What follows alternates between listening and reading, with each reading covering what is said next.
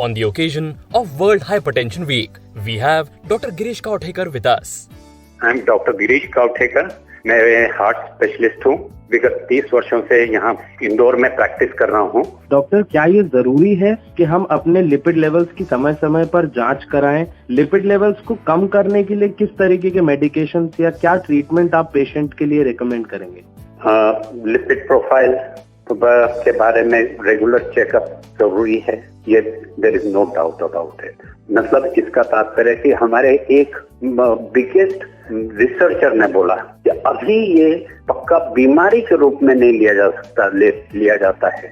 इसका कहने का मतलब क्या हुआ कि अभी हम लोग देखते हैं ब्लड कोलेस्ट्रॉल, अरे मेरा कोलेस्ट्रॉल थोड़ा सा बढ़ा हुआ है, और हम कैजुअली उसको छोड़ देते हैं, मतलब हाँ खाने पीने में कंट्रोल करूंगा।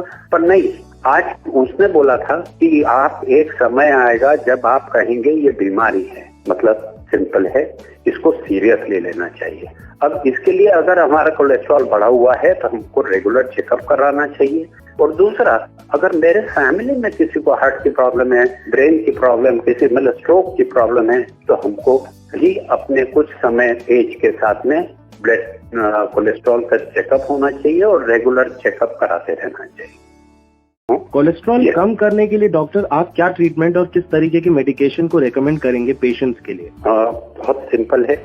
मैं कई बार बोलता हूँ कि life is simple, we make it complicated. इसका तात्पर्य है कि खान पीन का कंट्रोल, पहले कोलेस्ट्रॉल हमारा अंदर शरीर में कम से कम जाए, मतलब खान पीन का कंट्रोल, खाने में तेल, घी, मक्खन, मीठी चीजें कम से कम हो, रोज का इसमें बैलेंस डाइट हो। सेकंड, इसको हमारे अगर हमारा शरीर में कोलेस्ट्रॉल चला गया तो उसको जलाना भी है। इसका तात्पर्य कि हम लोगों को एक्सरसाइज करके उसको ये करना चाहिए। तीसरा पॉइंट, अगर इसके बावजूद किसी का कोलेस्ट्रॉल, ये लाइफस्टाइल मॉडिफिकेशन बोलते हैं हम लोग, exercise, healthy exercise, dieting, diet control and everything, इसके बाद में भी कोलेस्ट्रॉल बढ़ा हुआ है and we have a family history और अदर प्रॉब्लम्स, तो इसको दवाओं के द्वारा कम करना चाहिए। जिसमें बहुत सारी अलग अलग दवाइयां आ गई हैं, उसमें से मेजर है स्टैटिन, पर ये अपने डॉक्टर से कंफर्म करके दवाइयां ली जा सकती हैं। On the occasion of World Hypertension Week, we have Dr. Girish Kauthekar with us. I'm Dr. Girish Kauthekar. मैं हार्ट स्पेशलिस्ट हूँ। विगत 30 वर्षों से यहाँ इंदौर में प्रैक्टिस कर रहा हूँ। तो डॉक्टर, जो पहली चीज मैं आपसे पूछना चाहता हूँ वो ये है कि हाइपरटेंशन को साइलेंट किलर क्यों कहते हैं और हाइपरटेंशन के क्या कॉम्प्लिकेशंस हो सकते हैं अगर वो अनट्रीटेड रहे? क्योंकि इसमें कोई सिम्टम्स नहीं होते। बहुत सारे पेशेंट्स, इनका कोई सिम्टम नहीं होता, इसलिए ये सबसे साइलेंट हमारा कहलाता है, और मौतें होती हैं, इसलिए it is known as a biggest silent killer. इसका तात्पर्य ये भी है कि अगर आपको कोई सिम्टम न हो तो भी आपको एयर और ब्लड प्रेशर का कंट्रोल जरूरी है। सेकेंड पॉइंट आपने बोला कि इसके क्या प्रॉब्लम्स हो सकते हैं ब्लड प्रेशर बढ़ने के कारण। मैं सबको बोलता हूं कि नॉर्मली हाइपरटेंशन, ब्लड प्रेशर की प्रॉब्लम हमारे 5 टारगेट ऑर्गन्स को डैमेज कर सकती है। ब्रेन, हार्ट, किडनी और आर्टरीज, इनका, आंखों का, इनको डैमेज कर सकती हैं। तो याद रखें, अगर ब्लड प्रेशर हमारा मोटे तौर पे 140-90 से ऊपर हो, आपकी ये टारगेट ऑर्गन्स में डैमेज हो सकता है। तो इनको बचाने के लिए जरूरी है कि हम लोग इसका कंट्रोल करें।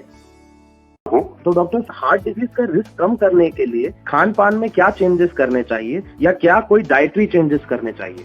हम लोगों को हेल्दी ईटिंग, हेल्दी लाइफस्टाइल का अपने दिनचर्या में समावेश करना चाहिए। हर वक्त बोलता हूँ कि इंदौर स्टाइल में खाना या जंक फूड खाना, ये हमारे लिए लॉन्ग टर्म में नुकसानदायक है, हमारे शरीर के लिए, पर्टिकुलरली हार्ट के लिए। इसका तात्पर्य यह है कि ऑयल, घी, बटर और इन चीजों से अपने को बचना चाहिए। हेल्दी हार्ट में ये बोला जाए तो है ना, आपने रफेज ज्यादा होना चाहिए, हमको है ना प्रोटीन ज्यादा लेना चाहिए, एक्सरसाइज करना चाहिए और नियमित स्मॉल फ्रीक्वेंट डाइट। मतलब ये है कि हल्का खाना 4 बार खाएं, थोड़ा खाएं, एक बार में ज्यादा नहीं खाएं, और तेल, घी, मक्खन, मीठी चीजें, इनका समावेश कम से कम हो।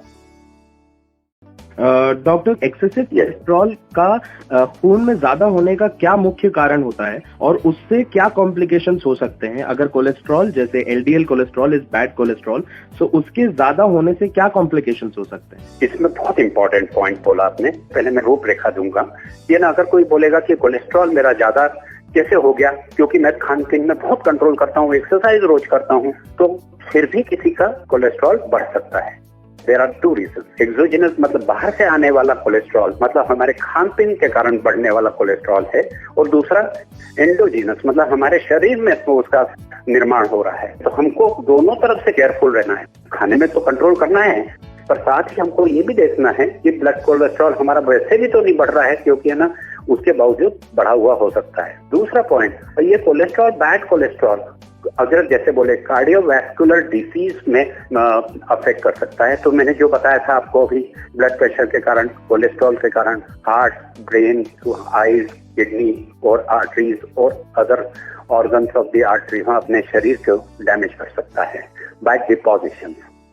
डॉक्टर, कोविड-19 के समय पे आप हार्ट डिजीज के पेशेंट को क्या सलाह देंगे और उनको क्या प्रिकॉशन लेना चाहिए? एक और देखा गया है कि हार्ट पेशेंट का और उम्र के साथ में, ब्लड प्रेशर के साथ में और डायबिटीज में कोरोना पेशेंट्स में की प्रॉब्लम ज्यादा देखेगी। प्रॉब्लम्स आने की संभावना उनकी रिस्क को बढ़ा देता है। तो इसका बहुत सिंपल उत्तर हो गया कि you should prevent yourself from getting infected. मतलब इस आप अपने आप को इस तरह से बचाव करें कि आपको फ्यूचर में मतलब ये हो ना, क्योंकि आप any how in higher risk zone में आते हैं, तो इससे बचाव करना जरूरी है। सेकंड, ड्यूरिंग द लॉकडाउन और कोरोना के कारण बहुत पूरी दुनिया, आधी दुनिया बोलते हैं कि आधी दुनिया लॉकडाउन में फंसी हुई है, तो आपको एक्सरसाइज के लिए ध्यान रखना पड़ेगा, वरना अपने कोरोना न हो परंतु हार्ट के कारण परेशानी बढ़ सकती है, और रेगुलर मेडिसिन लेना चाहिए। अगर गलती से आपको कोरोना की तकलीफ हो गई तो अपनी दवाइयां फिर भी न बंद करें और अपने डॉक्टर को बता दें अपनी स्थिति, जिससे कि वो कोई दवाओं को मॉडिफाई करना चाहे तो कर सकता है।